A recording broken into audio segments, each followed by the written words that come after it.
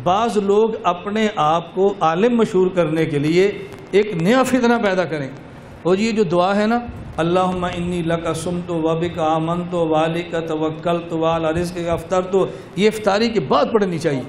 یہ کلپ چلا نا جی؟ اچھا، دلیل کیا ہے؟ کہا جی دلیل یہ ہے، اس میں وعلی رزقک افطرت، میں نے افطاری کر لی ہے، یہ تو تب ہوگا نا جب افطاری کے بعد کہیں گے۔ دیکھو آپ کے دل کو لگ رہی ہے نا بات، نہیں سمجھ آئی؟ لگ رہی ہے نا؟ اب ایسی منطق پیش کر گیا مولانا صاحب نے غلط ٹھیک کی ہے۔ میں نے کہا اچھا اگر یوں اعتراض ہوتا ہے تو حدیث میں کیا دعا کا اللہم انی لکا، بولو سم، تو آگے پہلے آپ روزہ رکھے یہ پہلے ایمان لائے ہیں، تو پھر حدیث غلط ہو گئی نا۔ لو میں بھی اعتراض کر دوں، مولوی صاحب نے اعتراض کیا ہے نا، ہمارا اعتراض اس سے بھی آگے۔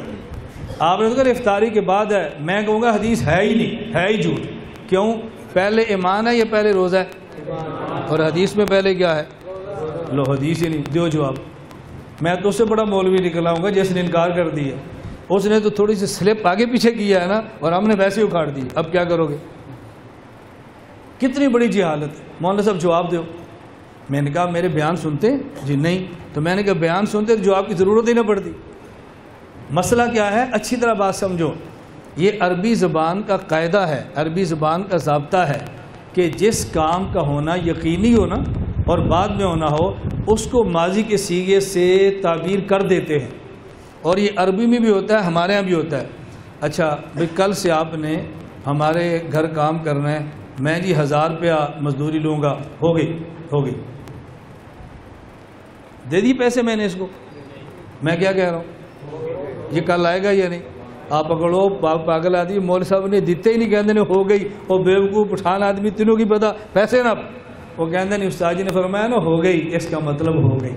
بیوقوف تسی ہو، پٹھان سمجھدار ہے جو اپنے استاد پر اعتماد کرتا ہے۔ استاد پر اعتماد کر رہا ہے، نبی پر اعتماد نہیں ہو رہا۔ جس بات کا ہونا یقینی ہونا اس کو ماضی کے لفظ سے کہہ دیتے ہیں، یہ قرآن میں بھی ہے، حدیث میں بھی ہے۔ اب بتاؤ کہ جواب مشکل ہے یا آسان ہے؟ لیکن رمضان آیا، کلپ چڑھ گیا۔ ویڈیو کے نیچے سبسکرائب کے بٹن پہ کلک کریں، بیل کے آئیکن پہ کلک کیجئے تاکہ ہر نئی ویڈیو کی نوٹیفیکیشن آپ کو مل جائے۔